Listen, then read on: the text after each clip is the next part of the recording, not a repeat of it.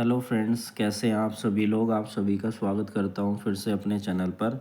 Guys, आज हम इस वीडियो में समझेंगे कॉन्ट्रैक्ट किसे कहते हैं कॉन्ट्रैक्ट लॉ के अंदर, और एक कॉन्ट्रैक्ट करने के लिए क्या एसेंशियल एलिमेंट या क्या एसेंशियल कंडीशन है जो पूरी की जानी चाहिए, तभी वो एक वैलिड कॉन्ट्रैक्ट बनता है।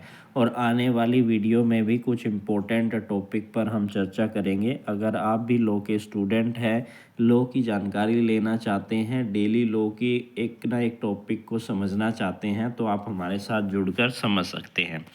तो कॉन्ट्रैक्ट किसे कहते हैं? तो कॉन्ट्रैक्ट को हम हिंदी में संविदा कहते हैं। तो संविदा किसे कहते हैं? इसे कॉन्ट्रैक्ट एक्ट के सेक्शन नंबर 2H में डिफाइन किया गया है कि कॉन्ट्रैक्ट वह समझौता है, संविदा वह समझौता है जो विधि द्वारा परिवर्तनीय हो, यानी कि जो एनफोर्सिएबल बाय लॉ हो। कोई भी ऐसा कॉन्ट्रैक्ट जो एनफोर्सिएबल बाय लॉ है, कोई भी ऐसा एग्रीमेंट जो एनफोर्सिएबल बाय लॉ है, वही कॉन्ट्रैक्ट बनता है। अगर वो एनफोर्सिएबल बाय लॉ नहीं है तो वो कॉन्ट्रैक्ट नहीं बनेगा। ये तो एक ऐसी स्टेटमेंट है जिसे पढ़ने के बाद आपको कुछ भी समझ नहीं आएगा, लेकिन बड़ा बड़ा समझ में आ रहा होगा कि कोई भी ऐसा एग्रीमेंट जो एनफोर्सिएबल बाय लॉ है वो कॉन्ट्रैक्ट कहलाएगा। अर्थात जब दो या दो से अधिक व्यक्ति के बीच में किया गया समझौता कानूनी रूप से लागू किया जाता है तो उसे कॉन्ट्रैक्ट कहते हैं। यानी कि इसको थोड़ा सा सरल शब्द में यहाँ पर बताया गया है। यानी कि जब दो या दो से अधिक व्यक्ति, कॉन्ट्रैक्ट एक अकेला व्यक्ति तो करेगा नहीं, तो एक से ज़्यादा व्यक्ति होने चाहिए। ज़रूरी नहीं है दो ही हो, दो से ज़्यादा भी हो सकते हैं। इसलिए बताया गया है कि कोई भी समझौता जो दो या दो से अधिक व्यक्तियों के बीच में किया जाता है और वह समझौता कानून द्वारा लागू होना चाहिए। अगर वह ऐसा होता है तो वही कॉन्ट्रैक्ट बनता है लीगली रूप में। अब बात करते हैं कि कौन व्यक्ति है जो कॉन्ट्रैक्ट करने के लिए सक्षम है, क्या उसके एसेंशियल एलिमेंट होते हैं जो ज़रूरी है एक कॉन्ट्रैक्ट के लिए। तो किसी भी समझौते को संविदा बनने के लिए, कोई एग्रीमेंट अगर कॉन्ट्रैक्ट बनेगा तो उसके लिए निम्न तत्वों का होना बहुत ही आवश्यक है। पहला है प्रस्ताव। प्रस्ताव यानी कि ऑफर। कोई एक व्यक्ति ऑफर कर रहा है, प्रस्ताव कर रहा है, एक व्यक्ति द्वारा दूसरे व्यक्ति को किया गया वैध प्रस्ताव होना चाहिए, यानी कि वैध होना चाहिए, अवैध नहीं होना चाहिए। दूसरा पॉइंट है, दूसरा एसेंशियल एलिमेंट है स्वीकृति, जिसे हम एक्सेप्टेंस कहते हैं। यानी कि प्रस्ताव को बिना किसी शर्त के स्वीकार किया जाना चाहिए। एक व्यक्ति जो प्रस्ताव दे रहा है जिसे ऑफर कहते हैं, दूसरा व्यक्ति उसे स्वीकार कर रहा है, उसे एक्सेप्टेंस कहते हैं। तीसरा पॉइंट है वैध विचारण, यानी कि लॉफुल कंसिडरेशन, यानी कि कुछ लेन देन होना। संविदा में कुछ ना कुछ लेन देन की बात होनी चाहिए, यानी कि तभी वो एक वैलिड संविदा यानी कॉन्ट्रैक्ट बनेगा। चौथा पॉइंट है विधि के संबंध बनाने का उद्देश्य। पक्षकारों का उद्देश्य कानूनी संबंध स्थापित करना होना चाहिए।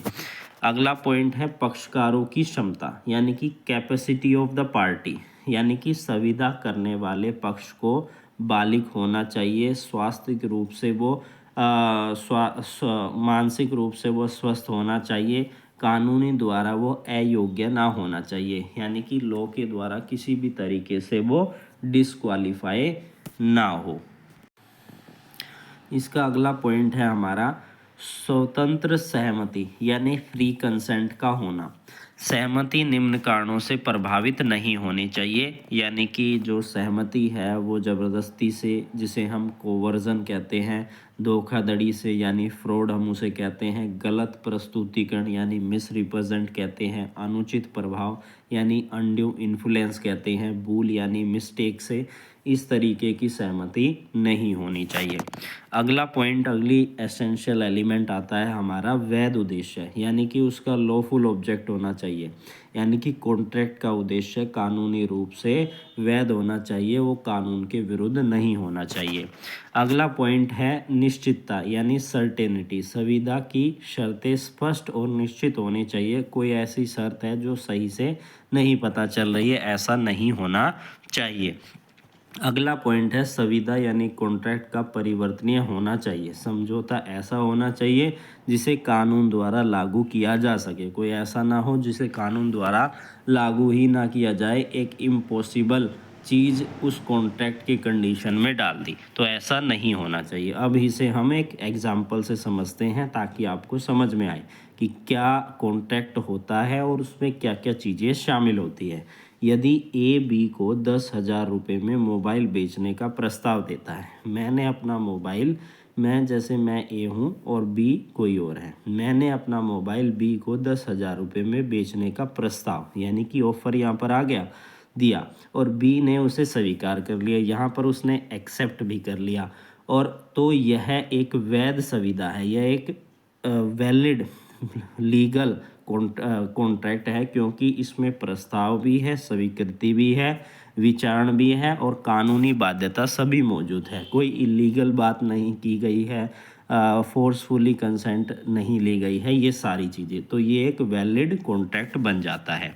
यानी कि एक स्टेटमेंट, जब भी आप कॉन्ट्रैक्ट को समझेंगे तो एक स्टेटमेंट आप हमेशा पढ़ेंगे, और ये इम्पोर्टेंट भी है कि हर समझौता संविदा नहीं होता, लेकिन हर संविदा एक समझौता ज़रूर होता है। यानी कि हर एग्रीमेंट, जो एग्रीमेंट बनाया गया है, ज़रूरी नहीं है कि वो कॉन्ट्रैक्ट बने, लेकिन जो कॉन्ट्रैक्ट है, हर कॉन्ट्रैक्ट वो एक एग्रीमेंट होता है, क्योंकि सबसे पहले एग्रीमेंट आता है फिर कॉन्ट्रैक्ट बनता है। तो ये था आज का हमारा टॉपिक, जिसमें हमने समझा कि कॉन्ट्रैक्ट किसे कहते हैं और कॉन्ट्रैक्ट के क्या एसेंशियल एलिमेंट है। तो सबसे बेसिक चीज़ हमने आज डिस्कस करी है। फिर मिलेंगे नई वीडियो और नए लीगल टॉपिक के साथ।